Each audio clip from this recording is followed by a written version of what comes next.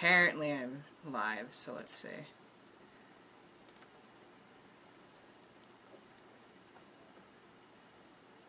How do I see if I'm live? Oh, let me see if I can get into it.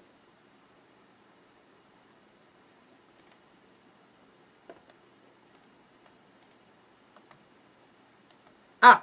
There it is. Oh yeah, there it is. Live now, and there's like fucking Harry. Like, oh. Ah! There it is. Alright. Oh yeah, there it is. Live now, and there's like fucking Harry. Like, oh. Ah!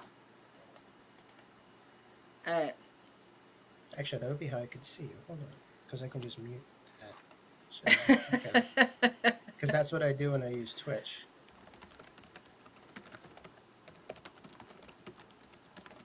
There we go. Get the fuck out of my house.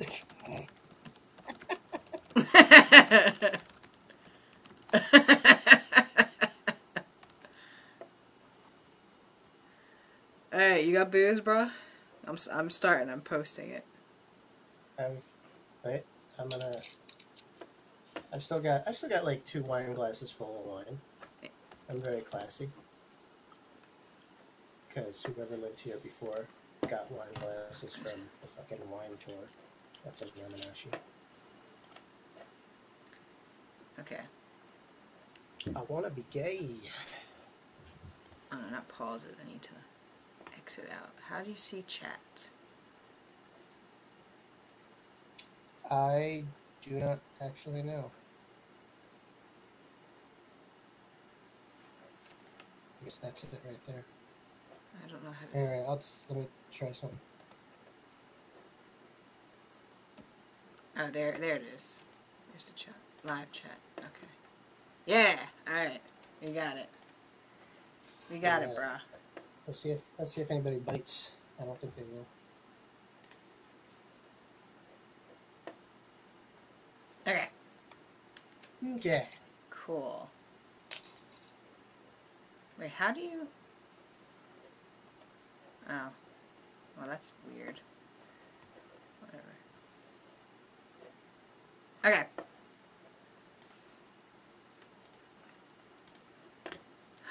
What was I doing? Gritty's power play? Gritty's power play. Oh, yeah, what I should do first is, so yeah, for anyone who needs to know, if you don't already know, this is a Gritty, and, this is, the Fanatic, and their oh yeah, here we go. They're together. And they are mascots, together in Philadelphia. Or Philly. The Fanatic has been around for like 40 years. And Gritty is new. Yeah, the Fanatic is from the Galapagos Islands. He's a bird. He's some kind of bird. He also wanted to fuck a turtle at one point, I think. Hi, Parker. There's some debate on that. Parker's here? Yeah. Dear fucking God. Boy. Yeah. Sorry for everything. Okay, anyway, so, we are reading Gritty's Power Play. Gritty's Power Play. Alright. So, yeah. Yeah. This is... Fanatic is for the baseball team. Gritty is for the hockey team.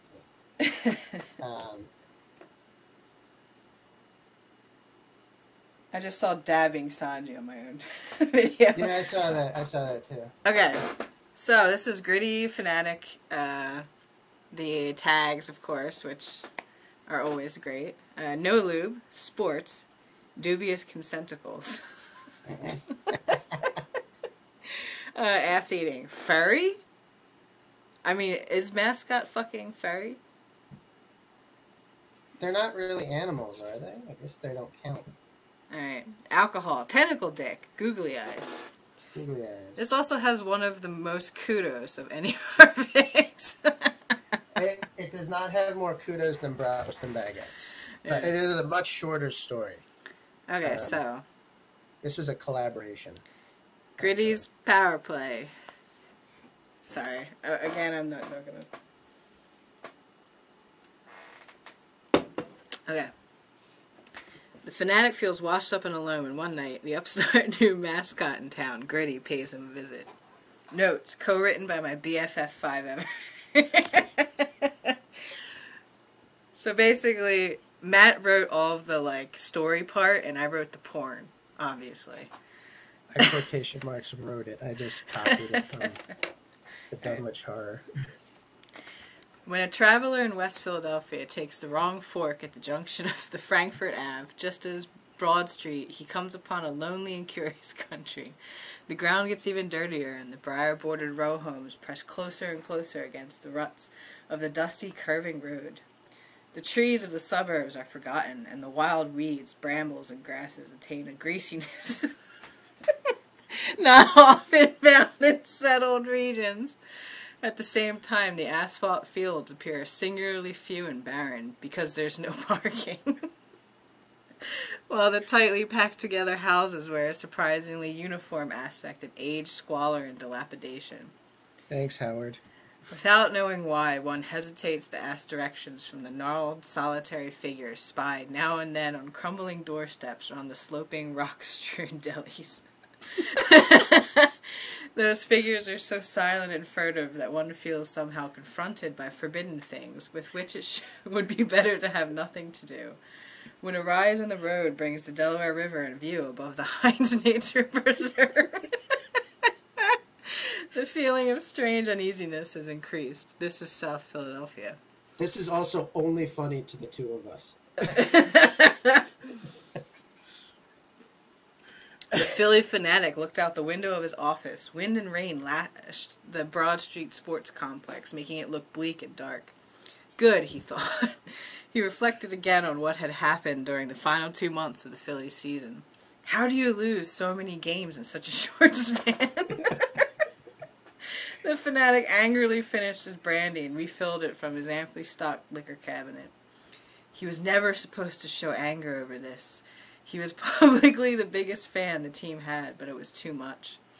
The rebuild had shown some fruit, but how much longer can he be expected to dance like a fool for nothing? He'd done this for 40 years with only brief glimpses of light in the darkness that was following this baseball team. He looked longingly at the shrine of Harry Callis. Harry always knew the right words to say, but now he was gone, and the team and the fanatic himself were adrift with no words of guidance. Where could we go from here? The fanatic gazed absent-mindedly at his half-drunk glass of brown. I'm sorry. I'm anticipating what's going to happen, and that's why I'm laughing. Alright. When he was startled by a knock at his door, he quickly composed himself to see the new mascot in town, the Flyers Gritty, leaning into his office. Hey, fanatic, I saw your light on and I wanted to check in on you. How you holding up? The fanatic regarded his young peer. There was something off about Gritty. Maybe it was how the Flyers jersey he wore barely covered his stomach. Maybe it was the eyes. Yes, it was always the eyes, soulless, like a doll's. Yet every time he regarded Gritty, he couldn't help but find himself captivated by the unblinking googly eyes. The fanatic finished off his drink to drive the thought from his mind. He had a girlfriend, after all. I missed that line. Does he really? Yeah, he does. He does. Oh, yeah, they're married. I don't think they're married. I think he's still a girlfriend. Okay. I'll check later. I'm doing okay, Gritty, thanks. How about you? You've had a whirlwind debut, huh? And then the team got leveled in the home opener? Well, at least no one's blaming you. But disappointment walks hand in hand with jobs in this city. Drink? The fanatic pulled another glass out and filled it. Gritty didn't respond, merely smiled. He always sort of smiles. And accepted it. The fanatic went on. I just have a couple more charity appearances, and then I'm off to the Galapagos for some R&R before spring training gets started. He looked up to hand the Flyers mascot his drink to see that Gritty had come closer. Much closer. close enough that he could see the movement of Gritty's neckbeard as he breathed. I guess you could say it's been busy, Gritty said as he took the glass. The fanatic locked eyes with him in that moment, and for an instant he gazed into those unfocused eyes and was entranced. All he could think of was what the inside of Gritty's mouth would taste like if they kissed. Oh, man. He blamed the brandy. He would have to, after what he did next. Without thinking, he planted his megaphone-like mouth on the open and inviting mouth of the younger mascot. Instinctively, he closed his eyes, but forced them open again so he could gaze into Gritty's dead eyes. But those eyes had changed. There was something primal now reflecting in them as they jiggled ever so slightly back and forth as Gritty returned the kiss. His wide maw making the kiss uncoordinated and overly wet, yet the fanatic found it exhilarating. Gritty pulled away suddenly and stripped off his hockey jersey in one fluid motion. The fanatic's eyes were drawn to his oversized and protruding belly button, a brighter orange than the rest of his fur. The sight of it caused a surge of excitement to travel through him. His long, thin, corkscrew dick sprang out from his green bush, dripping globs of pre-cum onto the floor.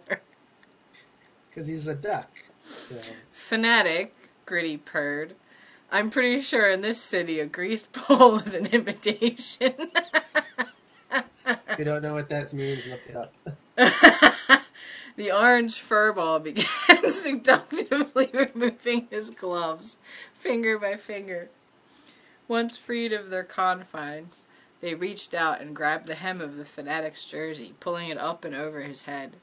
The shirt temporarily caught on the green mascot's horn-like mouth. Gritty had often thought to himself, what that mouth do? He would find out soon. The fanatic helped shed the jersey, then turned his attention to Gritty's remaining article of clothing. He pawed at the shorts roughly, salivating at the visible bulge, and desperate to get at what lay beneath. He pulled them down, freeing Gritty's massive member. It was long and tapered off, covered in thick, throbbing veins. It was like a fur-rimmed tentacle. The green mascot honked in delight and hunkered down on his knees, taking the huge orange cock in his fuzzy hands. He wrapped his horn mouth around its thickness. He sucked in sharply, taking most of Gritty's length straight down his throat.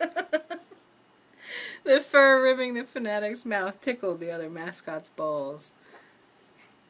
Gritty threw his head back in pleasure. He knocked off Fanatic's baseball cap and steadied himself by grabbing fistfuls of green hair. His fists followed the motion of the Fanatic's head bobbing up and down his shaft. The orange mascot suddenly remembered what the Fanatic was famous for and pulled him off his dick. Eat my ass.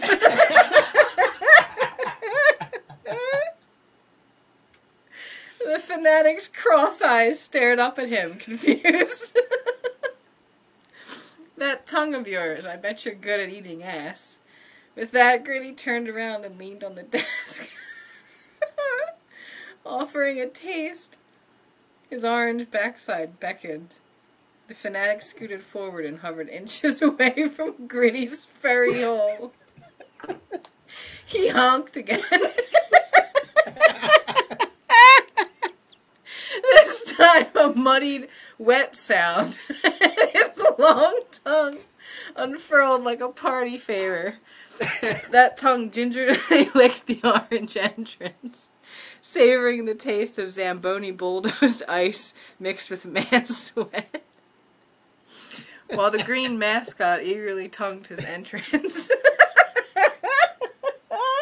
It just keeps getting worse. Gritty slowly slid a finger into his oversized belly button. He slid the digit in and out in tandem to the Fanatic's sloppy administrations to his puckered hole. It let out a short, muffled squeak as he broadened deeper into the Fanatic suddenly pulled away, panting heavily. Gritty, His voice was hoarse and, well, gritty. I want you to fuck me up like Andrew McDonald fucks Stevens. Yes, timely reference. Gritty silently walked over to his bag and ruffled inside, pulling out a large tub of something. He turned to the fanatic. The green mascot eyed the tub, making out Astroglide, emblazoned on the label. So, Gritty smirked, wit or without. The fanatic blushed, quietly answering, wit. Pussy. Pussy. With that, Gritty grabbed the other mascot roughly by the shoulder and turned him around. He kneeled down, pushing down on the fanatic's back and forcing his giant green ass in the air.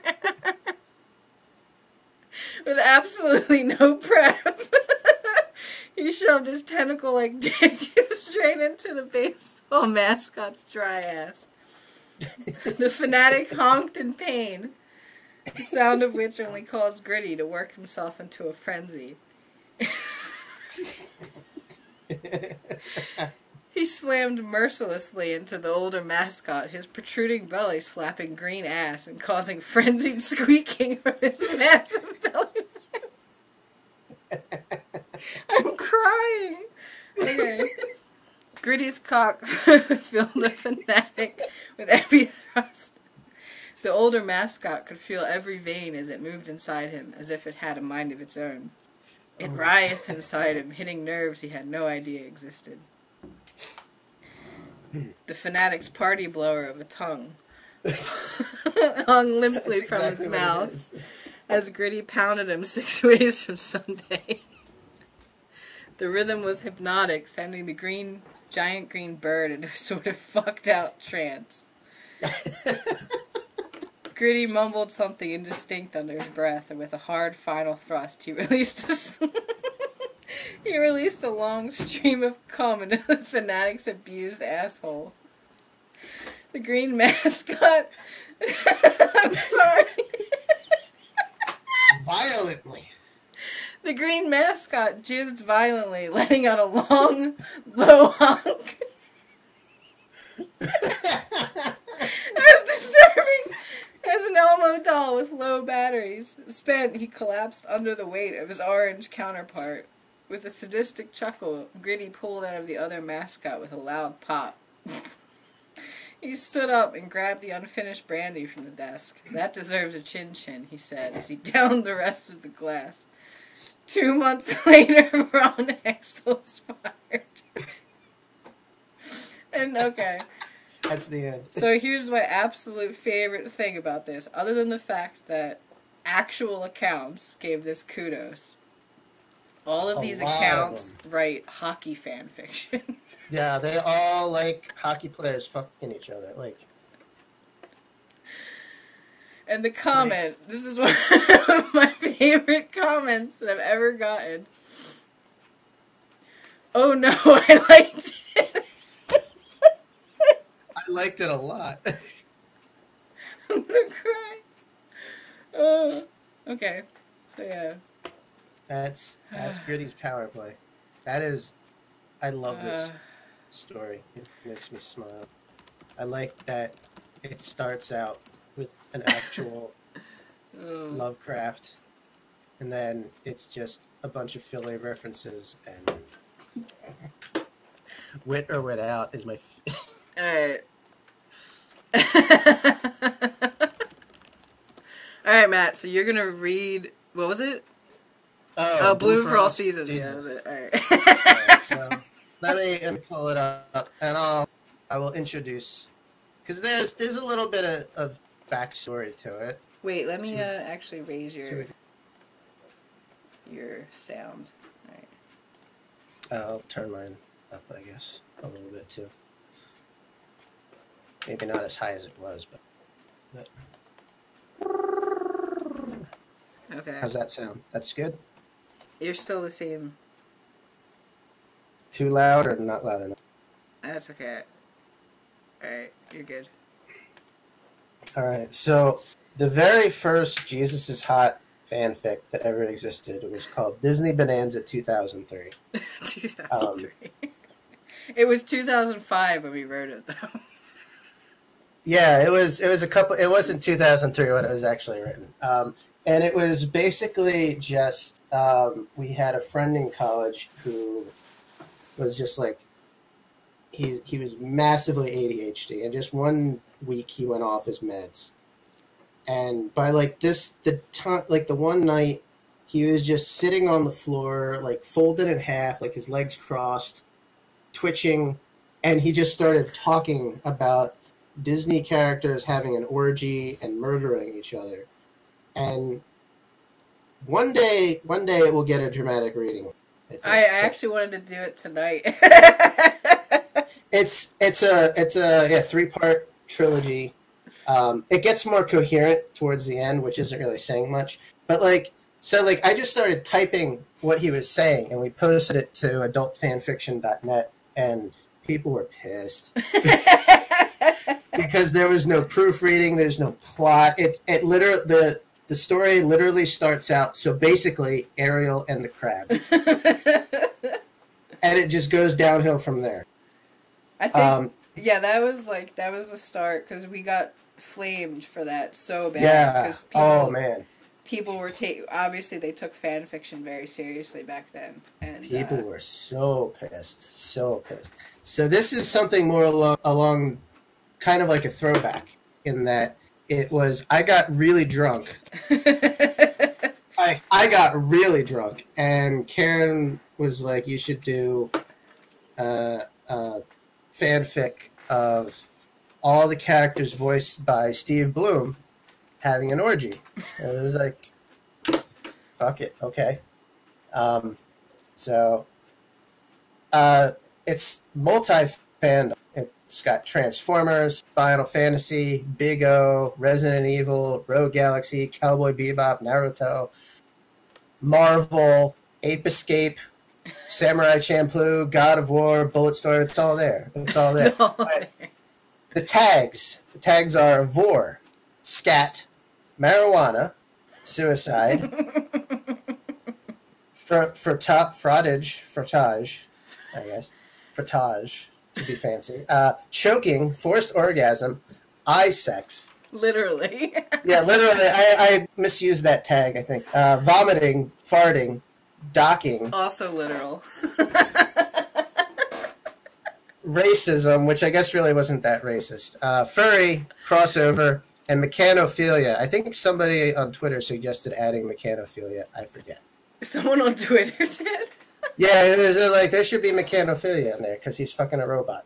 Okay, sure. All right, so it is called A Bloom for All Seasons. Did you come up with that or me? I forget. I came up with a nose for any other name. Yeah, I think Bloom for All Seasons was... But yeah, the whole name and description for a nose by any other name was you. Yeah, that was a stroke of genius, stealing Shakespeare for that.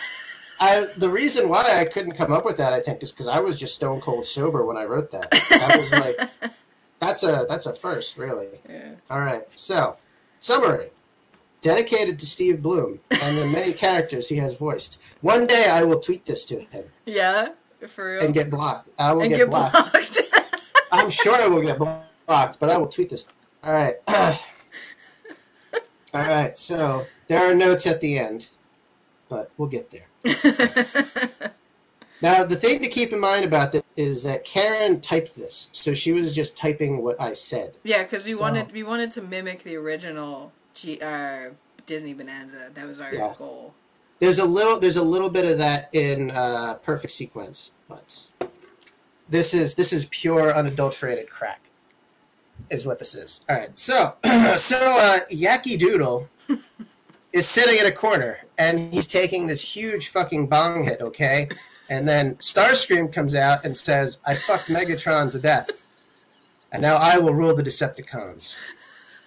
Yaki Doodle says, "Huh? The fuck? But your fucking dick looks hot, so why don't we fuck?" Starscream says, "Okay." And so Yaki Doodle and Starscream are frotting in the corner when Vincent Valentine comes out and says, I can't fucking stand to see a fucking duck and a robot rub cocks. And he shoots himself in the head. Roger Smith from Big O comes out, and he looks at the hole in Vincent's head. And he's like, I bet you think I'm going to fuck that skull wound. Under normal circumstances, you would be right, but I'm depressed because my dog died. Yankee Doodle and Starscream stop fucking and say, we're sorry, Roger Smith. Would you like to talk about it? He wipes away a tear and says, nah, it's cool, bro. Then he pulls a garrote out of his pocket and he chokes Darsha from Wolf's Rain to death and starts jerking him off. He says, shh, this is for Patches. That's a bit of a swear. Yeah, he's like, it was a swear because the skull wound. If you read Disney, just read it, Matt. Jesus. All right, I'm trying. All right, as Roger Smith chokes the life out of Darsha, fucking Wolverine shows up and he's like, "I'm Canadian, eh? And this is highly irregular." As he says this, fucking Shu and Sparky from the Box Trolls come out and they do a high-low maneuver on, and Shu starts fucking him in the mouth as Sparky fucks his ass, and they do an Eiffel Tower. While they're high-fiving, Wolverine gets pissed and he bites off Shu's dick. He bites the dick so hard he tears out his whole endocrine system. The Box Troll's endocrine system is hanging from his mouth. He says, I can't think of a pun for eating someone's organs, so fuck you, Jacqueline. He turns the tables on the other Box Troll and starts fucking him in his inguinal canal. At this point, Starscream is finished with Yankee Doodle and throws him to the shower rapist from Mafia 2. He says, do with him as you will. I needed a drink before the next part. So Zigram comes out. I was in the video game Rogue Galaxy. He takes out his sword and stabs T-Hawk from Street Fighter 2 in the stomach. He reaches into the hole and pulls out the internal end of his large intestine and starts fucking it. His goal is to fuck his ass from the inside out. Wolverine does finger guns. Wolverine does finger guns his way and says, you are a pirate. Hold on, I'm choking, hold on. Fuck. Oh my god, alright. Yeah. Okay.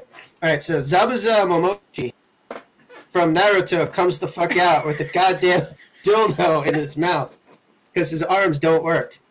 He's like, pirates versus ninjas, bitch. With just his mouth, he drives the dildo into Zegram's eye socket.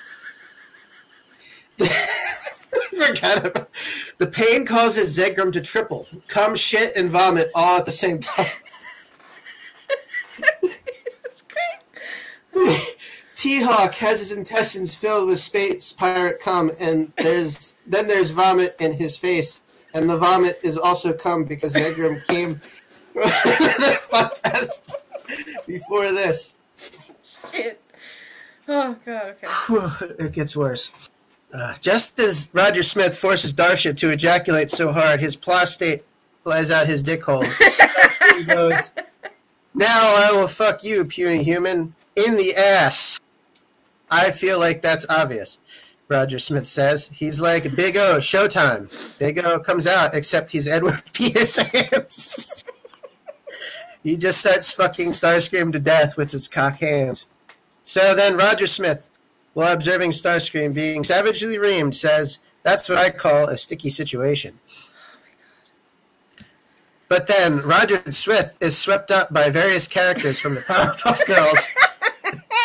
Because that was the credit, right? Yes. And is just going down the list on Wiki and just picking out things that happen. All right, so he goes down the Powerpuff Girls and is dismembered limb from limb as each of them ejaculate on each of his organs. Even the women. Hashtag feminism. So Greg Glenn from Resident Evil comes out.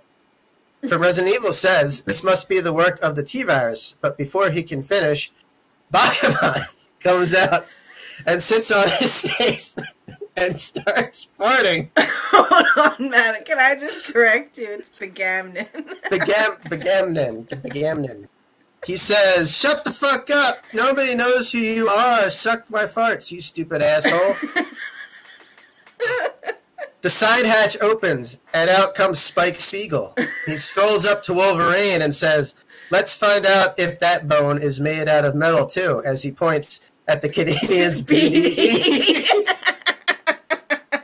You can't point at Big Dick Energy, Matt. Apparently Spike can. Alright, using a bunch of flashy goddamn kung fu, he does a kickflip McTwist and starts screaming the X-Man in his danger room. So he starts fucking him, and we'll a little bit into it, but he's still enjoying some sweet box troll cavity.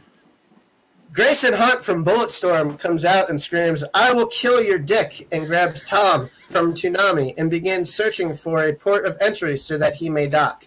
The end result is him smashing the small metal man against his crotch until he is in pieces and his own hip is shattered.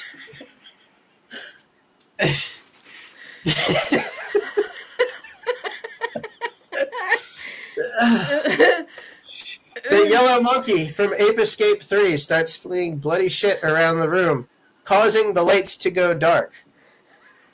Crash Bandicoot runs him over with his nitro cart and says, "Fucking immigrants." In the center of the room, Wolverine has managed to take advantage of the distraction and has disengaged from Spike, and they have a tete-a-tete with their cocks, each searching for an opening as pre-cum splashes the room. As the pre-cum Super Soaker fight goes on, Ares from God of War smiles to himself and says, "At last, the day of reckoning is here. Soon I shall be king of gay sex." A few Digimon show up and they say, "Ares!" But it's not as cool as Kratos. Using the power of love, they dig a hole around Ares and start pissing. He begins to drown in digital piss and says, "Ha, not again." This is my favorite paragraph, actually. If you remember the bouncer, you might remember Ko. I fucking don't, because the bouncer sucked, but he's here. But he is immediately destroyed by Begamin, and he takes out his huge lizard dick and starts fucking Ko in his dick hole. Begamin says, "Fuck you, you sucked. I am the sexiest bitch in this room." Mugen from Samurai Champloo starts to cry as he and the cast of G.I. Joe harvest tomatoes that have been fertilized with scat from the fuckfest. As this is happening, Vincent Valentine's skull hole begins to tremble. Erupting from it, cock first, is the Lord of Darkness, Satan himself. Yes, this ritual orgy murder has brought back Lucifer, and he walks the earth once again. To commemorate this moment, he anally vores Yaki Doodle. Notes, don't do drugs, kids. That's that. Oh that is God. that. Yo, bro, I was reading this. Okay, so at 5:30, all of the Shine, like the actual employees, they had to go to this meeting. So there's like no one in the office. So I started just reading this. I was trying not to laugh, and I heard the only time it's safe. my stomach was. I actually felt like I was going to throw up. I was laughing so hard. But hold on, let's find our old Jesus is Hot here. Oh, okay. I think I bookmarked it. It's this one. Yeah. Probably. All right. Probably. Do you know what I want to read though? Can I read it? Do you want to read yours? Yeah, I do, kind of. You should read yours. All right. Karen, you should read the bio. Yeah. Oh, the bio. Yeah, no, I should read the bio. bio. Okay, so this is the original Jesus is Hot. Jesus is Hot. Account. No, it's not the original. This is a backup, isn't it? If it's the original adultfanfiction.net, it is the original. It's not. This is .org. I think this is a backup. Anyway. All right. Yeah, no, that's it. Yeah, this is whatever. It's got everything on it. So what happened was, after we posted Disney Bonanza, we kind of got this idea of, why don't we just troll people? If they think fanfic is so serious, we're just gonna fucking troll people. So we all collectively wrote shit. And, like, for example, let's see, books is... Oh, I'm not, wait, no, this is gonna be the last one, because we don't know who wrote that one. All right, yeah, I don't want to read that one, because I have no idea. So here we have Harry Potter, period schmeriads. That was Matt. That's a Harry Potter film. Ein Sof Ow, is that you? That's me. Ein Sof Ow, because you were like... Okay. Richter, and I'm like, I don't know who that is, but okay. Oh! Oh, this is Tales of Symphonia too. Okay, yeah, that's too. Yeah. Why do you always write what I ask you to?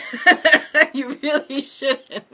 Because I'm your fucking man slut, that's why. Alright, Invisible Wounds was Jen, and her theme, basically we used Jen as a way to throw people off, because she wrote really well, but she wrote really fucked up topics. Mm-hmm. So she was like our, we want to try to make the profile seem legit. She was, I don't want to say the canary in the coal mine, because that's not really what that's for. But, she was the red herring, basically. She was there to make people think that this was a serious account. Anyway, Silent Hill Freaks and Sinners, that's Matt. Mr. Kennedy Welcome, that's Matt. Sowing Seeds was Ariana. And it's about ritual sacrifice for Harvest Moon. Yeah, it's a Harvest Moon. BDSM. Torture. Anyway, Against the Grain, that was Jen's. And this one obviously has, like, the most reviews because it's actually really good. And Against the Grain is a... And I will fully take credit for developing the concept for it, because I remember distinctly shouting, "I'm going to fuck your rib cage," while she was playing Prince of Persia 2. It started out as an inside joke, and then she wrote it, and it's 3 chapters. Again, it's written really well. She's a good writer, and people actually found it sexy. And this was written in 2007, so this is way before like the monster fucker culture. I know. Wait. Against the Grain was originally 2005. Was it really? She let this is updated. Yeah, that's the last edit. Alright, so 2005. Oh, yeah, you're right. So 2005, this was way, way, way before monster fucker culture. I think this was even, like, before Marvel really became a thing. And yeah. so, like, if she had written this today, like, she would be, like, a super famous fan fiction writer. Like, she'd be, like, the queen of monster fucking. I also think that if that game came out today, there would be like a lot of people who want to get murdered by the Taka. Yeah. That really shows you like what's happened in the past 13 years, the change of fandom culture. The world is so awful. We just want to get fucked by monsters. Yeah, basically. So yeah, penile lobotomy. That was Matt. Just gloss over that one. Matt. I already did a fucking reading of it, alright. This is true, yes. Alright, merrymaking, this was me, and I actually want to explain this one, because I think it's hilarious. So, I was really into the Visual Kei, and there's this band called Anne Cafe, who everyone liked their bassist, Bo, and he announced that he was going to leave. I think he was retiring from music, and they got 2 new members. It was like a keyboardist and something else, and like, they looked like douchebags. So people were like immediately pissed about it. And so to troll them, I made this where the other members of the band fuck Bo to death. And that I'm very proud of this fic because it's very well written, I think. It is very well written. Yeah. It looks completely legit and people are pissed about it. Actually, yeah, no, this has my other favorite comment. It's clear that you hate Yuki and Takuya and that you don't approve of Bo's leaving, but did you had to kill him? I do not flame usually. Yes, I had to kill him. And then Congressional Fuckfest 2005, which was by this kid that we were friends with at the time. He ended up being a huge douchebag. It's still really fucking funny, but Man, I might read that one. It's pretty fucking funny. Anyway. It's really crazy. Cartoons. Disney Bonanza. There it is. Disney Bonanza. The legend. The myth. The myth, the legend. A wild fuckfest of Blickle proportions. Please review. Don't troll. Alright, and then Metal Gear, which I'm going to read, is mine. Which was... I'll explain later. And then this one... Alright, if you see all the dates, right, sorry. It's 2005, 2006. It was, what, we were in senior year? 2005, 2006. It was sophomore year. It was before we went to Japan. Yeah. Alright. So yeah, our sophomore year of college when we did this. And then this, we like log into the site and we see this from 2012. And we asked our friends and we were like, who wrote this? And no one wants to own up to it. We have no idea who wrote this. They don't want to admit that they wrote it. It's actually really fucking funny because it's a Twilight. Wait, is it a net? It might be Annette, but see, like, I vaguely recall Annette and Jen posted, like, an AOL chat log. Yeah. And it was, for whatever it was, like, it turned into a Disney Bonanza prequel. Yeah. It was some kind of, like, Kingdom Hearts, Sephiroth was there. And I think I don't know why it's not up. I guess it was deleted. But... I think it might actually be Annette, or maybe Annette and Jen did it together. Or it might have been Corey. Like it could be three options. It's either Jen, Annette, or Corey, because they both would write they all would write this. I think it... Yeah. See, like, I guess the crazy thing is like, in 2012, the only people that for sure had the account access information was me and Jen. That is Jen. It has to be Jen. Well, whether she wrote it, she posted it, but whether she wrote it or not, I don't know. But anyway, that's the mystery. Anyway, so I'm gonna read my masterpiece, which is Metal Gear. It is fantastic. So, basically, my whole thing, Matt just wrote weird shit.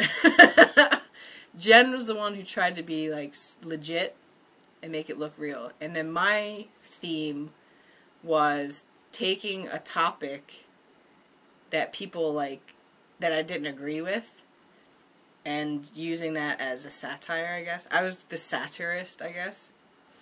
So the reason why I wrote this was I was actually watching Full Metal Alchemist at the time, and I really liked it. And I wasn't really a shipper when I was younger. I wasn't really into it. But the thing that I absolutely hated was how much incest there was in the fandom.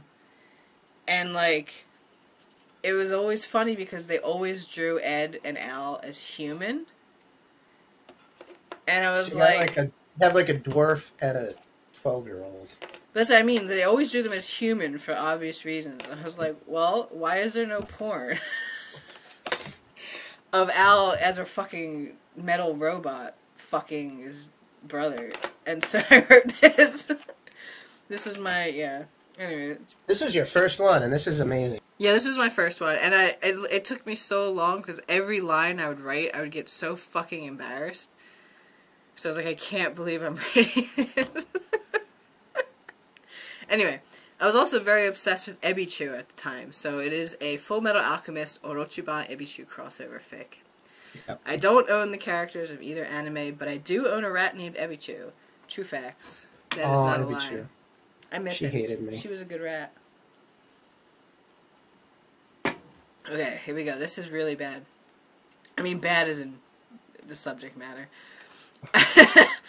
I just need you to take care of her while I go into town to get sheet metal. I won't take much. I promise, Ed. When we waved goodbye as Edward Elric stood in the doorway, mouth agape, his face closely resembling one of those Japanese emoticons. So, Jap, shit. This is back when, what was it? I can't remember the word now. Kei-kaku, just according to Kei-kaku. It was like the top anime meme. Yeah. Well, no, I also did that because Jap is a slur, and I wanted to, like, be funny. Oh no, because wasn't that in the one Japanese class? The teacher was like, if you're going to send me emails, please just abbreviate it JPN, not Yeah. Jap. Yeah, we were very into the please stop using Jap because it's not a good word. Anyway, that's what that's about. Why do I have to get stuck taking care of a damn rat? Ed was bullied into taking care of Winry's new pet hamster, Ebichu. He could hear her whining from the bedroom. I can't even say this. Gochujin-sama! Where did you go? Do you hate Ebichu? The hamster was frantically running around its cage. Al was trying to calm it down. There, Ebichu. Nissan and I are going to take care of you for a few days until Winry comes home. At that moment, Ed walked in the room looking supremely pissed off. I hate rats. Ed tried to kick Ebichu's cage, but his legs wouldn't reach. Al chuckled, and the joints of the suit of armor squeaked. Oh, okay. That's a good, mise en place, you know? Really... Alright, anyway. Just think of it this way, Nissan. Now there's someone around who's shorter than you. Flames lit in Ed's eyes, and he screamed, "Who's short?" Ed started to chase Al around the room in anger. Little did Ed know, Al's comment was due to the growing anticipation he felt in his metal groin. If he still had a human body, he would be hitting puberty right about now. Jesus Christ. And it wouldn't be long before he could no longer hide his feelings for his older brother. Oh, that's fucked up. The brothers had fallen asleep on the floor, exhausted from their romp around the room earlier. Ebichu had been pretending to sleep all day, but she was wide awake now and ready for mischief. I'll show that shorty not to kick my cage again, did you? The hamster slowly opened up the front of her cage and jumped onto the floor. Ed was lying on his stomach, wearing only a pair of boxers. Oh, God. I'm not ready for this.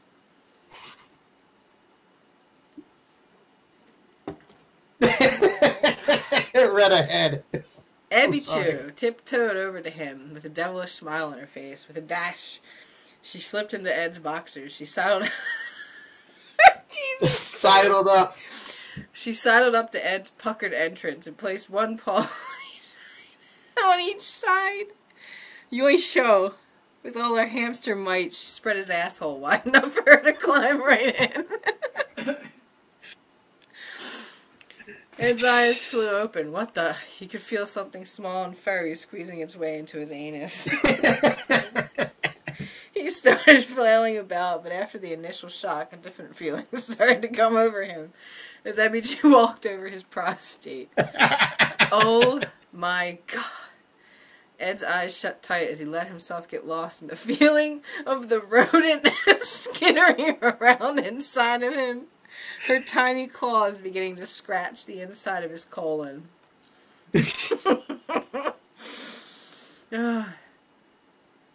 Al began to stir, woken by the sounds of his brother moaning in half pleasure, half pain. He bolted upright and looked over to see Ed writhing on the floor. The sight made him very excited. Nissan. Al crawled over to his brother and reached out a hand to turn him over. At that point, Ebichu finally climbed out of Ed's ass and sat across the room laughing. Al was unfazed. He could no longer control himself, and he decided to make the best out of the situation. Ed was slowly gaining his composure and cursing under his breath as Al leaned over him. That damn rat. Ed sighed in exasperation and happened to glance down.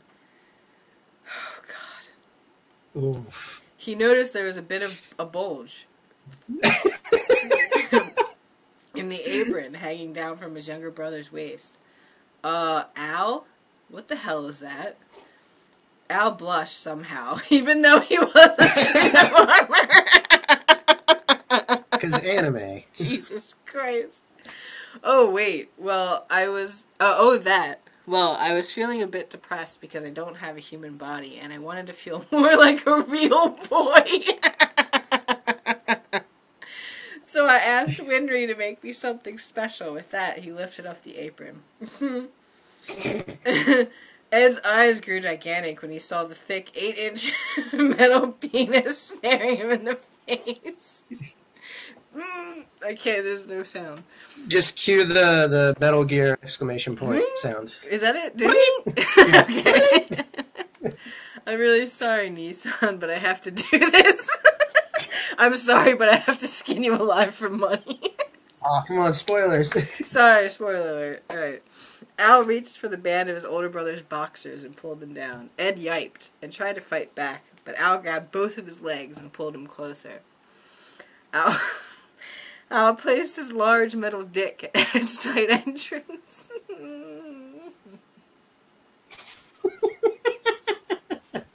And pushed himself in. Ed screamed and almost blacked out from the excruciating pain. Ugh. Al was too lost in his own world to even think of the pain he was causing his brother. He thrust in and out of Al's ass faster and faster. Winry had done a oh God, I remember. Yep. Jesus Christ. Yep. Alright. Winry had done a rather cheap job on his new piece and hadn't filed down the metal well enough. What was I... This was before I drank heavily, Matt. This might have been the weekend where there, like that one, like Lost Weekend, where everybody's totally drunk and. No, this was me sober. I did not drink that much in college, bruh. I was sober for this. But there was that one weekend. No, I remember. I was sober because I had to stop every sentence. Alright, anyway, here we go. The edges were snagging on the insides of Ed's colon. And blood began to seep out. Ebichu decided she wanted to join in and ran over from the corner of the room and climbed on top of Ed's stomach. She then wrapped herself around his somewhat flaccid penis and began administering a full-body tug job. Tears were streaming down Ed's face, but Al was enjoying every minute of fucking his older brother. He had waited so long to do so. He could feel something... Oh, Jesus. He could feel something welling up deep inside of him, and then he realized something. Suddenly, he pulled out of his brother's ass, just fast enough to see a spurt of machinery oil stream out of the tip of his penis. Amazing. It covered Ed's now unconscious body and mixed with the blood that had pooled around his anus. Al collapsed from his climax and landed on top of Ed, crushing Ebichu between them, killing the poor hamster. Al had one last fleeting thought before he slipped into an exhausted slumber. Winry is going to be very mad about her face. Oh, God. Amazing. Right. Wow. Fan-fucking-tastic. Wow. But you know what? I don't remember the comments on this one. Did I get flamed? I got a lot of comments. Hold on. I think, this is the one where someone had a fucking fit, right? Yeah, all fanfic is bad fanfic. No, I think that one might have... But... Because, like, somebody started to flame, and then, like, he flamed back. Yeah, flaming ships, that sounds like something. That sounds... Yeah, I think that was us. Hold on, what was it? Actually, the hit counter is because this little gem just got sporked. Not sure what you're trying to prove, Trolly McTroll, but thanks for the laugh. Hold on. Fuck Wait. Congratulations, you honestly stumped me. I can't tell if you're trolling or not. Alright, yeah. Alright, Matt, what did you want to read? You want to read Disney Bonanza? I would love to read Disney. I have always dramatic read Disney Bonanza. You've wanted to dramatic read Disney Bonanza. I have always wanted to dramatic. Right. It's a long ass. Well, maybe just the first part, or I mean, if you want to do it all, you can. I'll do it all. I don't give a fuck. Right. I've got nothing to live for. I'll do it all. All right, Disney Bonanza 2003. Take it away, Matt. All right, Disney Bonanza 2000. Oh, wait, hold on. I need a drink to steel myself. I'm not drunk enough for this. I gotta tell you right now. Oh, I'm not drunk. No, I think I'm just drunk enough to actually get through this and get the typos. All right. Disney Bonanza 2003. Disclaimer. All the characters are copywritten by their respective companies. I don't own the rights to any of these characters. They're not mine. Seriously, just enjoy the story. Enjoy. Just enjoy the story. So basically, Ariel and the crab. And the crab starts pinching her nipples, signing under the sea. Then the candlestick from B&B shows up and is all like, sex. He sets the crab on fire, and he starts singing under the sea. So the candlestick then hops into Ariel's vagina, candelabra and all. It's like a tampon, right in, nice and snug like a glove. And the clock shows up, and he's jacking in the corner. He does this by ringing the bell in his head. He says, "It's 11 o'clock," and Papa like. So the sea animal chorus shows up and starts humming under the sea while the candlestick is burning Ariel vagina and the clocks and the clocks is jacking it. Right. Jafar comes out. He takes a shit that suffocates the animals. Boom. And they start screaming, I'm covered in Jafar shit. But Ariel doesn't even notice because the sex is so awesome. Jafar gets turned on by this and starts jacking off too. It's a double jack party. And when he jazzes, it's huge. It's like the Challenger exploding. Sorry, Sally Ride. So he jizzes. This is how I mark my territory, he proclaims. But the hyenas from Lion King show up and piss everywhere. They say, no, Jafar, this is how we mark our territory. There's pee everywhere, like it was held in for 4 weeks. The perfect storm of pee, except no George Clooney. Even Ariel has to move her head. Then King Neptune shows up and jams the stick end of the trident into Jafar's ass. We're talking almost disemboweling, but he doesn't care because the king is hardcore. Jafar is liking it because he doesn't usually get to be the bottom. Ursula, not willing to be undone, pulls the trident out of Jafar's ass and stabs the king. She then inserts her hand into Jafar's torn colon, and the tentacles are stroking the hyena's penises. At this point, Ariel's ovaries have burst. The wax is pouring out of her gill, but the candlestick is still going, and the clock is enjoying all.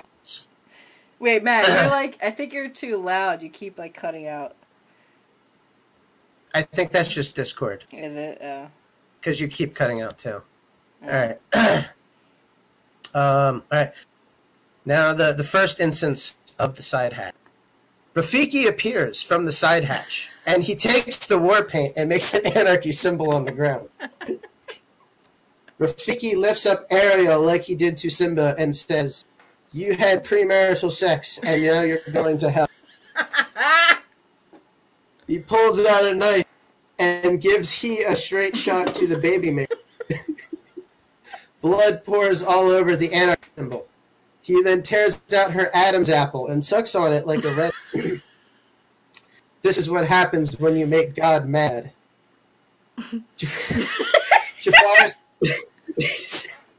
Jafar's colon bursts, and all his organs are pouring out of his torn ass.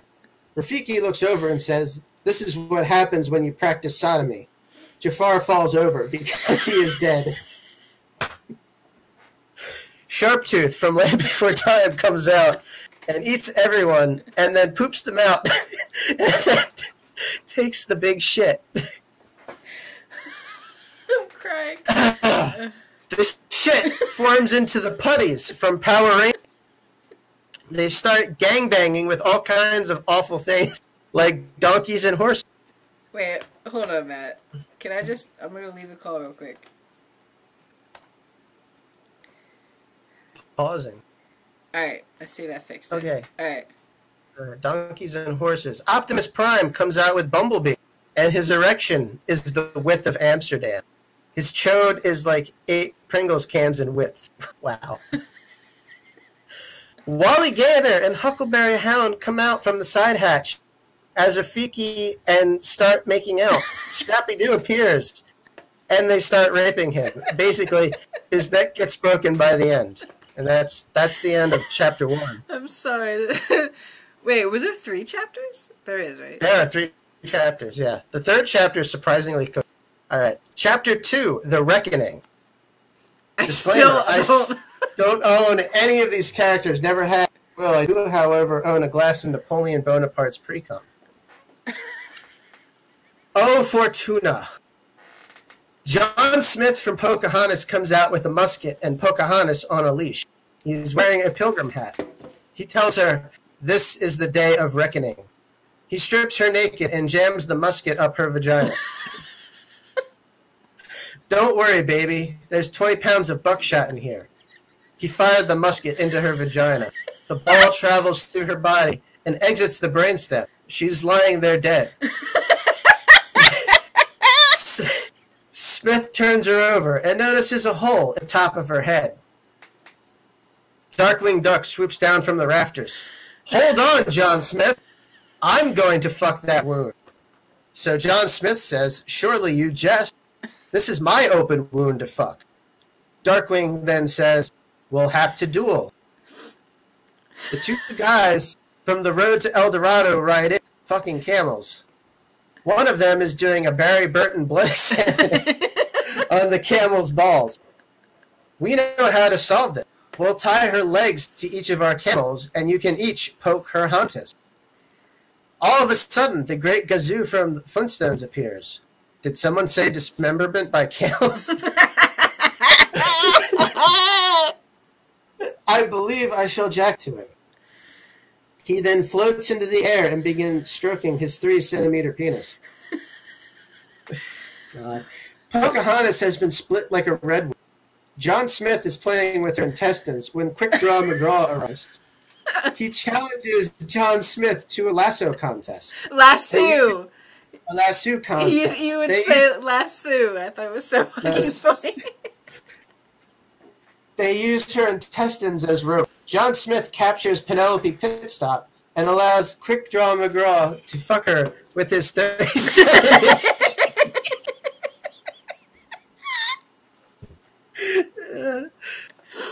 Pocahontas' body is completely ripped to pieces when the side hatch opens to reveal Merlin. He sees all her organs lying everywhere and decides to resurrect her. He uses a fetus on just her colon.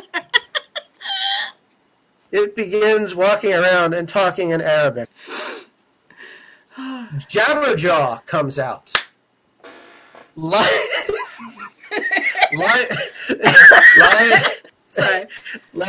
Lion-O appears and whispers in his ear, "I'm sorry, but I have to skin you alive for money." He shanks the shark in the back and begins to skin him while still alive. As Jabberjab dies, his boner unleashed a torrent of pre-cum, and the room begins to fill the room. You know what? I'm sorry. I forgot about that.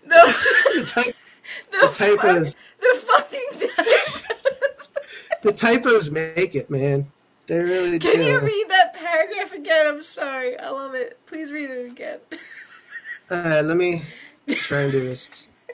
This is my favorite part. The Jabberjaw comes out. Yeah. Right. Yeah, just that one, yeah. Jabberjaw comes out.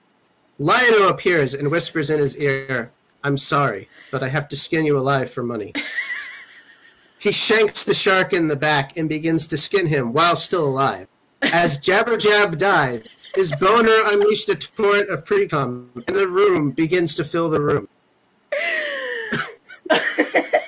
Oh, man. Okay, yeah, cool. All right, so we're going to keep going. All right, John Smith has broken Penelope Pitstop's neck. Her collarbone has folded in like a Chinese. He goes over to Jabberjaw Pocahontas' colon. The colon begins to attack the dead shark's ass with the fervor of 1,000 suns, spelled S-O-N-S. John Smith takes a fleshlight sticks it into Jabberjaw and starts fucking the fleshlight. This is the first fucking fleshlight in a shark's mouth in history. God, this is like twice the length of the first chapter. I know, it's really fucking long, man. Right. Gadsuki comes out. He titty fucks Jabberjaw through his flippers. The colors of the wind begins in the background for no reason. Oh god. The side hatch reopens and out pops Beetlejuice. He rips the colon out of Jabberjaw's ass and starts to fight with him. He bites it in half the way Tom Green bites the umbilical cord in Freddy Got Fingered. Wow, that's a deep cut. This causes the whole room to become covered in scat. Shit palace. No, you have to do it right, Matt, because he was like, shit palace. Shit palace. I have to be careful because you can actually hear me outside the walls of my shack. Okay. Alright, they start grabbing the scat and start rubbing themselves with it. Beetlejuice triumphantly walks over to Wally Gator's corpse and starts giving him a rusty trombone. He plays it like he was in a marching band of man scat. Mickey Mouse from Fantasia comes out. He turns Wally Gator into a 50-foot dildo.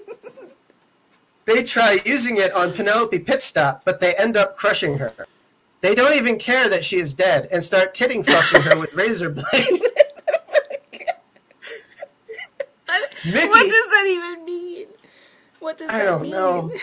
I don't know. Mickey then starts fucking her chest wounds, enjoying the sound his Pepsi can-sized chode feels against her lung. Wow, he even feels around inside. He even sticks it in her ass and causes an internal explosion of shit. Jesus. I think he might have been on something like really bad when he started talking. You know what's funny is like I feel like we encouraged this. That's we encourage this, but like by the end we're like, please stop, just end it. Yeah. All right. It's about to get worse. Like the worst thing I've ever read is coming up. All right, Beetlejuice takes one of her kidneys and rubs. The genie from Aladdin comes out with a real doll, Ginger Brooke. Basically, he tells Beetlejuice that he'll give him one wish as he fucks the real doll. Oh man, this line. Beetlejuice immediately requests to fuck Bambi's dead mother. The genie rolls as it is magically wheeled out on a forklift. Her chest has been bandaged with gauze and her legs are tied. He whips out his festering cock and starts fucking her open wound. He rips it open even more and eventually takes his shit all over her. The poo is all black because he ate a case of Oreos before the fuck fest. Princess Jasmine appears, shaking as if she has Parkinson's. Wow. She has 3 of her own fingers up her vagina and is squeezing one of her breasts. Hey guys, anyone want a tug job? As depraved as the other characters are, they know Jasmine is fucking gone. W drives by and smashes into her. Her brains are scrambled all over the windshield, but she's not dead yet. Rip Van Winkle wakes up in his tower and he is pissed. He jumps out with his axe and is extremely pissed. He's all like, what the fuck? And chops off Jasmine's leg. It flies into Jabberjaw's ass, which at this point is wider than Veterans Stadium. Mickey starts licking the stump and starts fucking the wound. Pre-cum starts mixing the stump blood. Rip Van Winkle takes another axe swing and takes off Jasmine's head. Beetlejuice catches it. He chops out her eyes and then shoves his hand through the neck and tears out the brain. He then starts using it like a sock puppet. John Smith pulls down his pants, tucks his dick back, and starts doing the Buffalo Bill dance. Beetlejuice takes the sock puppet and starts stroking the tucked back penis. Here we go, the best line ever written. Dudley Do-Right rides in dead moose. No, eating no, his own you cut penis. out. You cut out. Do it again. I cut out. All right. Dudley Do-Right rides in naked on his dead moose, eating his own penis. Yes, he cut off his own dick and is now eating it. John Smith decides to try and fuck the wound that was created, thinking it was a vagina. Shit. Wow. The Crossfire board game theme song starts playing in the background. The genie pulls out from his real dog and blows his Katrina-sized load. Oh my god. You can tell this was 2005. The levees are disintegrated. Flotsam and Jetsam from Little Mermaid try to suck up the jizz, but the cum is acidic. It fizzes in their throats as they die. Everyone has drowned in this tidal wave of acidic cum. Wait, this is my second favorite line. Here we go. Odysseus shows up in the harbor boat. Well, what has happened? Zazu from Lion King flies in and tries to tell him the story. The Greek heroes does not listen and simply jams the bird beak first into his ass. Oh man. So, all right. So then the final part of the epic trilogy. Alright. Yeah. All right. Wait, how long is this one? Is this one long as shit too? It's pretty fucking long. This one. Maia. It's. I don't think it's that long. It's just he just puts paragraphs like for every sentence. All right. Disney Bonanza Part 3 with a Vengeance, dedicated to the memory of Tony Dan. In my younger and more vulnerable years, my father gave some advice that I've been turning over in my mind ever since. Whenever you feel like criticizing the Tonberry, he told me, just remember that all the Tonberries in this world haven't had the advantages that you've had. Yes, it might be 2 feet tall, and yes, they may defend themselves with just a knife and a lantern, but they cannot be stopped in large numbers. Oh, if old Odysseus had just understood. Standing there with the bird up his ass, he was attacked by berries. He killed 20. The Tonberry King appeared out the side hatch. Odysseus smirked because he was going to kill him and put him in a sandwich, like French's mustard. But the Tonberry King cut him in the shin. Odysseus was unable to escape. Out the side hatch comes Jafar. Like a dinosaur story, he's back. Jafar immediately pounces Odysseus and shoves his kielbasa sausage into Odysseus' sphincter. Like Peter North enters the bat cavern of some poor Asian girl in Butt Bungalow 14. What the fuck? That's another very deep cut from 2005. Actually, yeah, 2006. This was like, they came out a long time ago. Butt Bungalow 14. Wow. Butt Bungalow 14. The sheer force of the ass pounding causes Odysseus to pass out. Jafar smiles and decides to plant a radish in the ass of Odysseus. Grape Ape comes out and he cries, as he's never seen a radish jammed so compact into such an orb.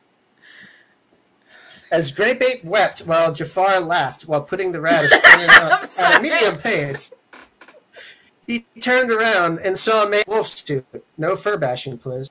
And he was stabbed in the neck with a syringe. Grape Ape woke up. The lights were dark. That's the original.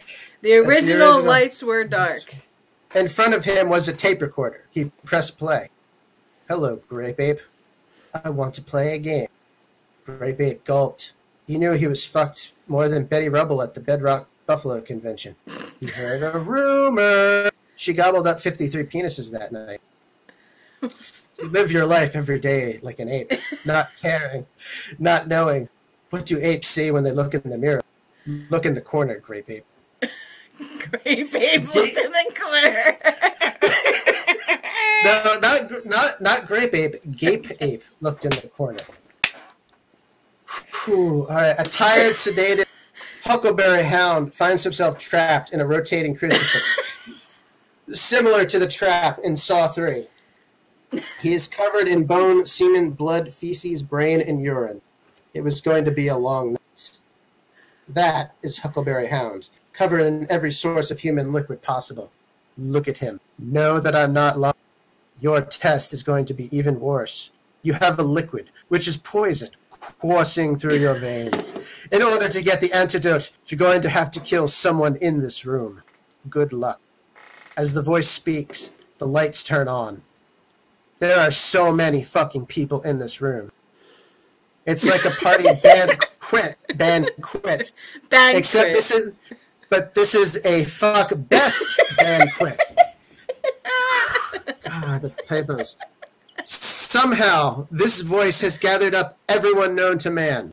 I mean, in one place, you have Droopy Dog being fisted by Inch-High Private Eye.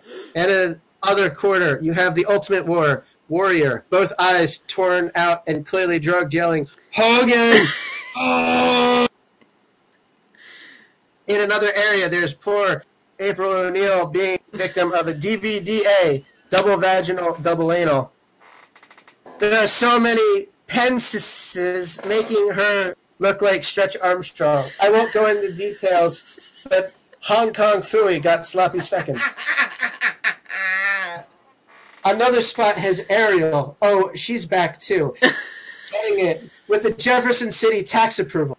The Jefferson City tax approval is when you take Ariel's neck, slice it, fuck her ass, and make her humble. Jam your hand into her heck and make her head bob up and down while she's being penetrated through the eyes while Tool is playing in the background. No. Tool has to be playing for it to be Jefferson City legit. That's very important. Another spot has Wheeler, Captain Planet, with his snarky grin, eating the vulva of Rhonda Dendron. I don't know who that is. While Darkwing Duck cries as he's stuck to the ceiling for his taint. Yes, his taint. His taint. Grape Ape knows he's got no chance, so he mutters, God's eyes shine down on me, and cries while everyone is raping each other in the room. As he cries, he feels a knife enter his spine, followed by a shh. It's Dudley Do-Right. You'll need more than God to save you, boy. As he says he presents his hand, which is holding a penis. You want a snack before you die? Before Grape Ape can respond, the Great Kazoo comes out and interests his 3-inch fuck shaft into the mouth of Grape Ape. Grape Ape blacks out, but before he dies, he hears a muttering out the side hatch. Game over! What was going to be the continuation of this? There wasn't. This, I think he's just planning to finish it. Oh, that's why. He was like, this is the most coherent one because he was on his medication. Yeah, like that. The third chapter is probably the best. Good Lord. Objectively, it was very well written. Yeah. Objective, like compared to, yes, it is objectively the best of the 3 chapters. Anyway, yeah, I think that's. Wait, what haven't we read from this one? I read my. Hold on. We read Perfect Sequence, right? We didn't read Germatui, I knew that. I think we read all of them except Germatui, yeah? We didn't read Germatui. Did you read? Yeah, we read Progenitor Sequence. We did. We didn't read Germatui. That was the only one, I think. And we didn't read Leo's. You know what? I'm going to read the date, because why the fuck? Alright.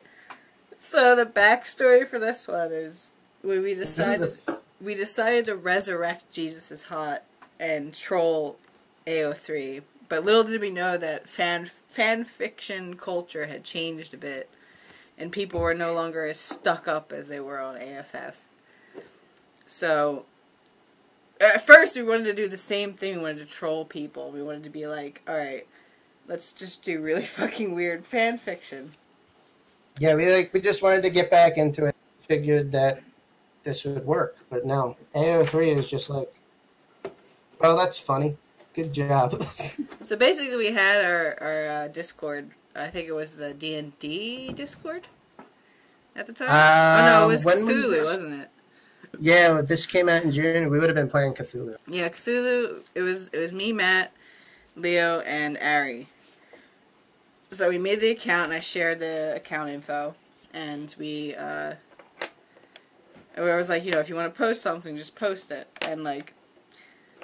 And Leo was the first person to post, which I thought was really fucking funny, because I've never seen Leo post anything, or write anything, really. Anyway, they write this. They just asked, like, so what kind of stuff do we need to be in there? It's like, it really doesn't matter. Just, you can kill somebody at the end. You cannot kill somebody at the end. Just make it weird. That's about all. That's the only requirement, really. So they write this, and it's actually, it's classic fucking Jesus is hot, and we were very proud of them. Alright, yes. So anyway. The date, which is Twilight, Edward Cullen and Bella Swan. Characters, Edward Cullen, Bella Swan, Sonic the Hedgehog. Oh, I have to pee. Alright, whatever. Okay. Additional tags. Food kink. Plunger sex. Was that a tag, or did I make that up? Hold on. I made that up. Alright, I made that up. Alright, good. Alright. They've got the monopoly on plunger. Vaginal sex. Yes, they do. Yes, they do. Katy Perry references, which I did not make up. That is an actual tag. An actual tag on AO3. And of course it's supernatural. You know what? Of course it is. Fucking supernatural. Daddy kink. Anyway. The date. Edward and Bella get into something hot and steamy. You just have to read to find out what goes on during this crazy night of excitement. Jesus. This is so weird, and I love it so much. But I don't know if I'm going to be able to read it. Let's try. Bella ate some raviolis while staring into Edward's eyes. She took a large ravioli into her mouth.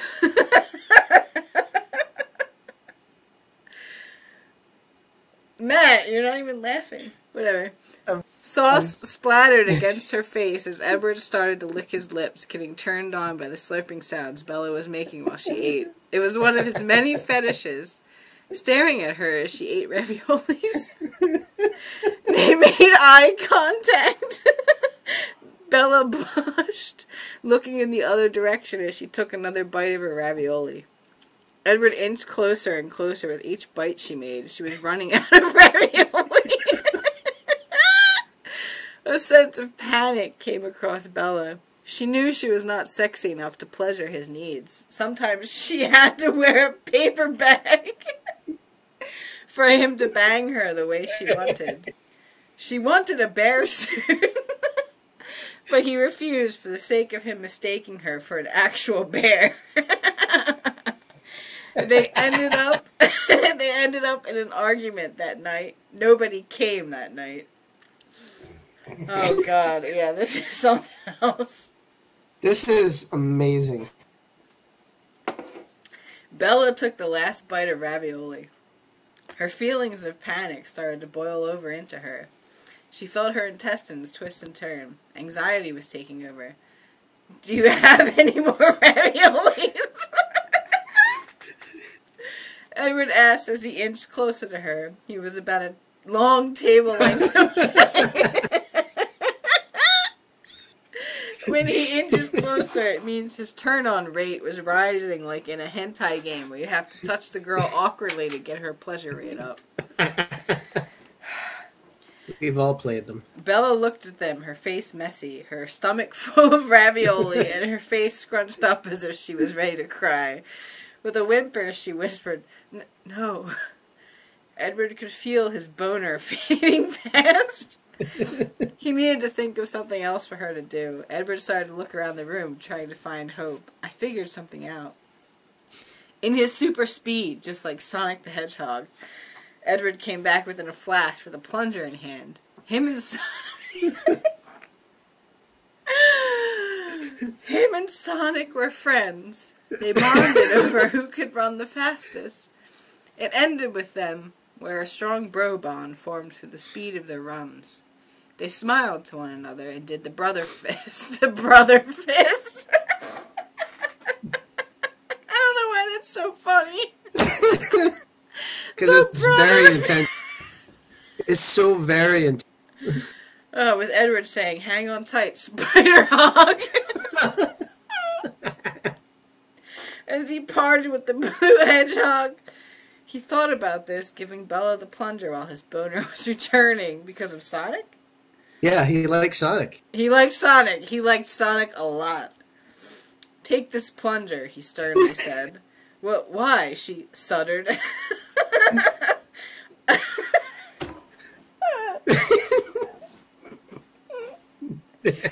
"I want you to shove it in your ass."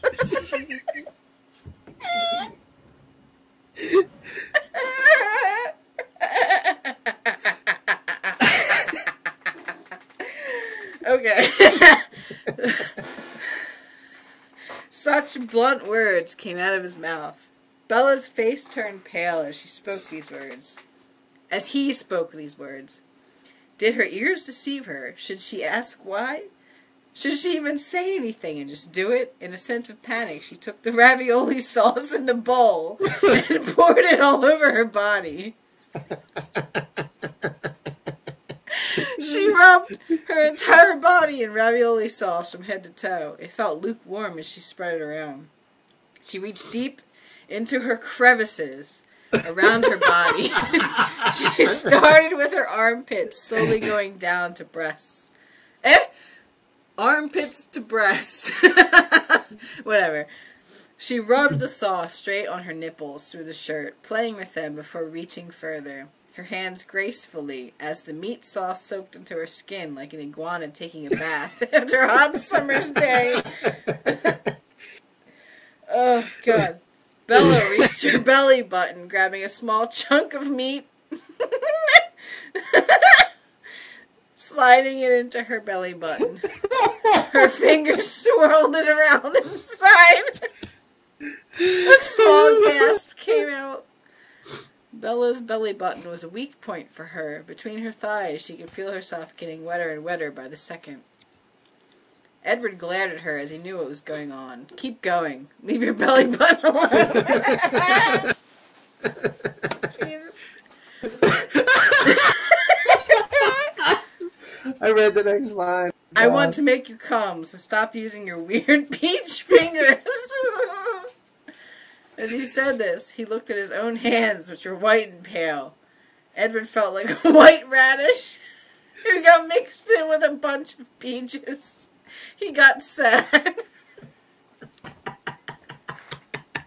I know, you know what? I know Leo was high as fuck when they wrote this.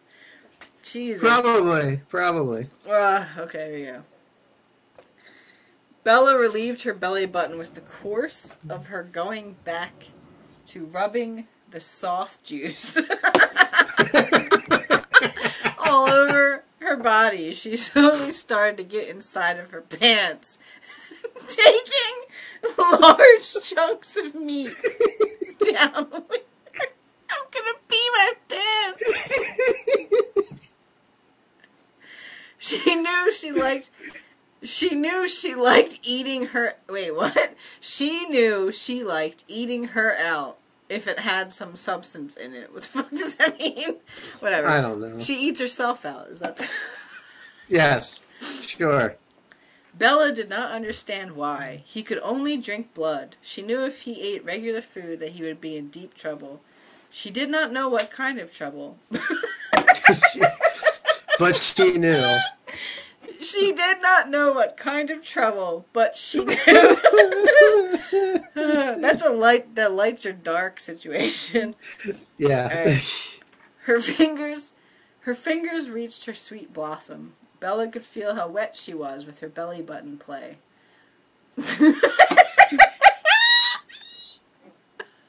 I just heard myself squeal on your chat, man. Jesus Christ. Alright. Sorry. A wad of meat she brought down into the depths with her slowly started to enter her black hole. Wow. A moan escaped her mouth. Edward liked hearing her moan. It meant he was doing something good. This time it was not him doing it, but she was doing it to herself. He grabbed her arm and pulled them out of her pants. You are not allowed to pleasure yourself without permission from me. If you pleasure yourself, you know I like to watch. So take off your pants. If you want to do it so badly what the fuck does this mean? Anyway. I don't know. It's in the spirit of the thing. For a long second, she stared at him, some fear in her eyes, for she knew when he got mad, he would bring up Sonic.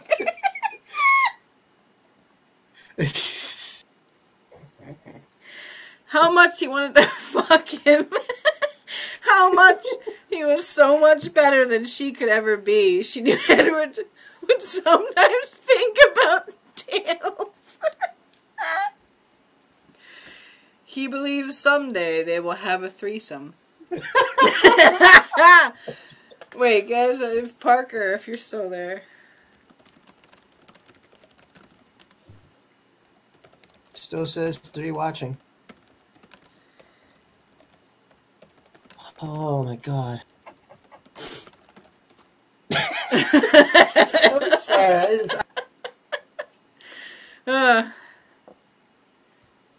Alright. Oh my god. What was it? Oh, Edward would make her wear a yellow-tail butt plug to fulfill his fetish fantasy. He would always be Sonic. She was jealous. Bella wanted to be Sonic sometimes. Jesus. Bella stood up, meat falling off her, landing on the floor and the table. She felt embarrassed. Take off your clothes and call me your daddy like you mean it. Oh, God. Bella made a small smile, for this was one of her fetishes.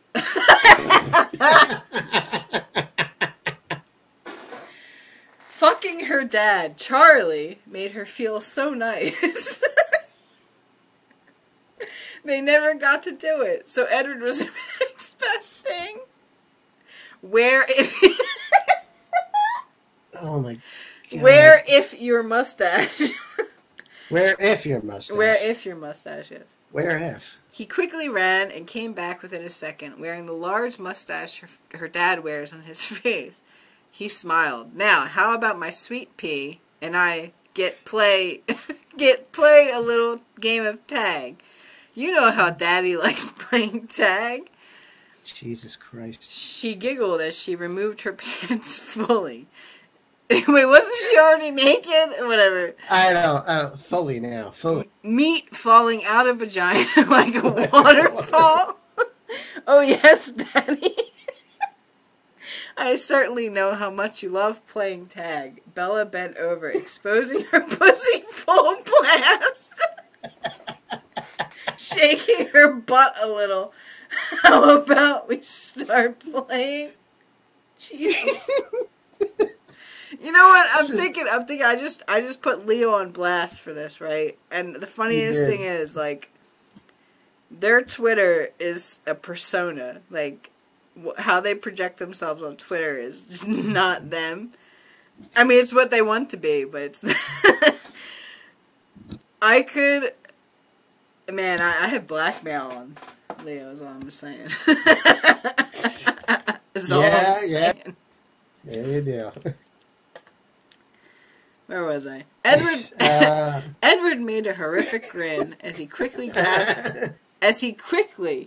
grabbed the plunger and shoved it deep into her pussy. Wow. Juice was flying everywhere. He pushed and pulled into her multiple times.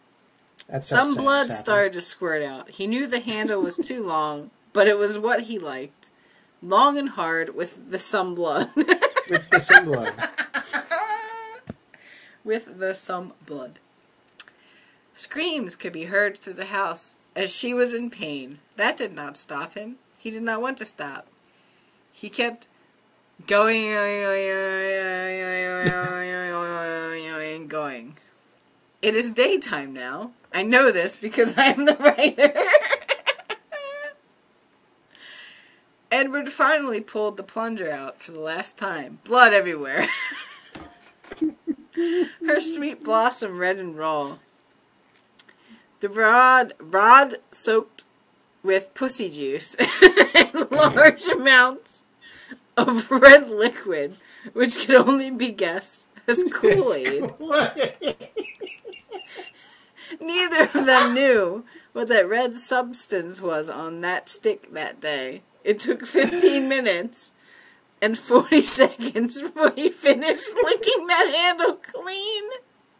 Oh my god.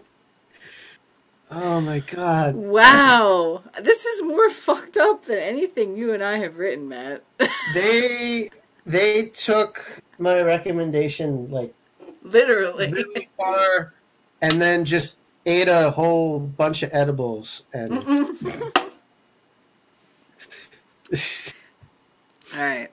He left the room, leaving Bella bare-assed, her lips of her vagina quivering. He came back dressed as Pluto from the Mickey's Mouse Show. The only visible part of him was his dick.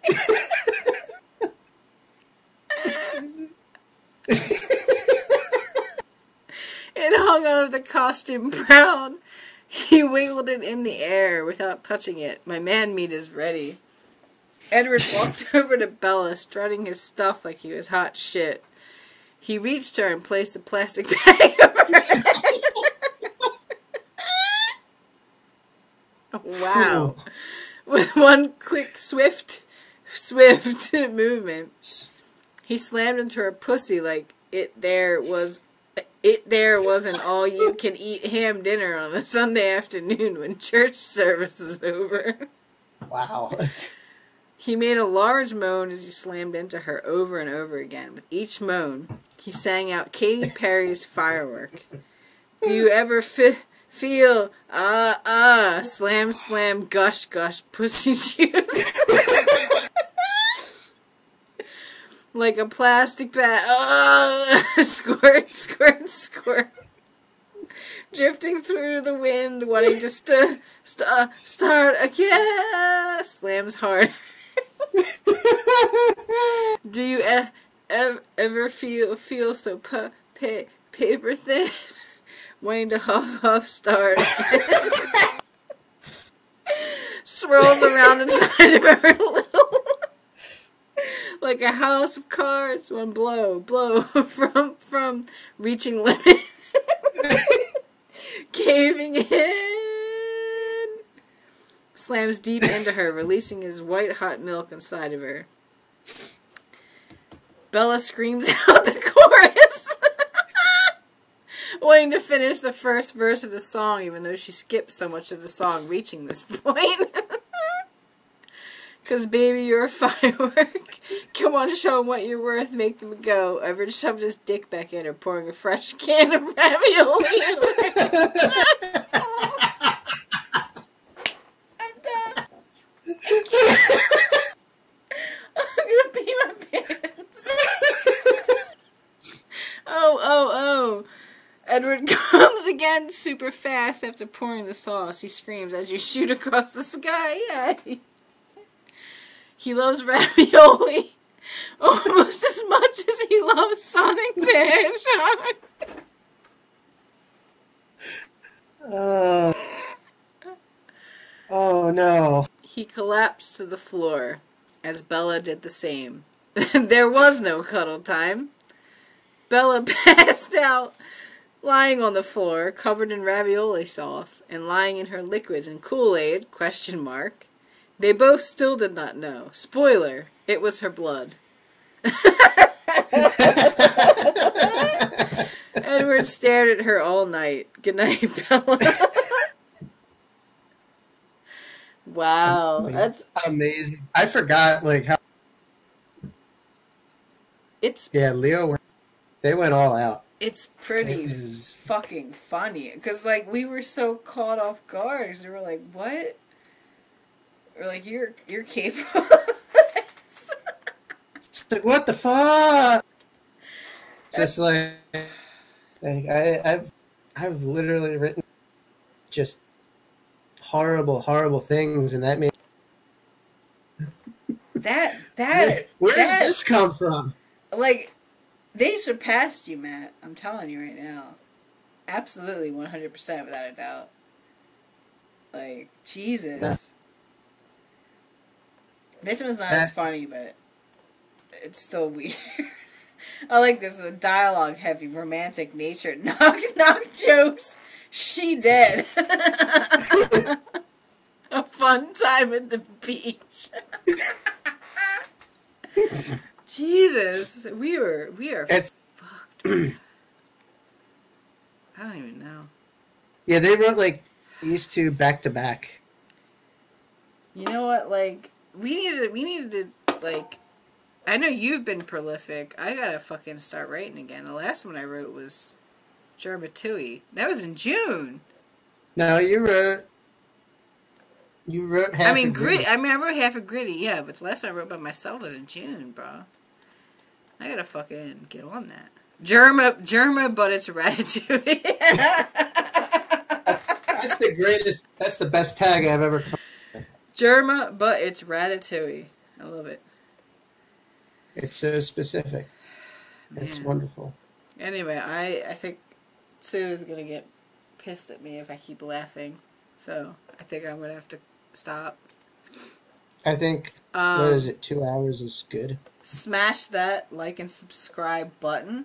I'm kidding because I don't actually have a fucking channel. I just do what the fuck I want. Holla at your boy, Dab on Hater. Credits to Matt, who is a fucking... I don't even know. What are you? What is you? What is you? Yes?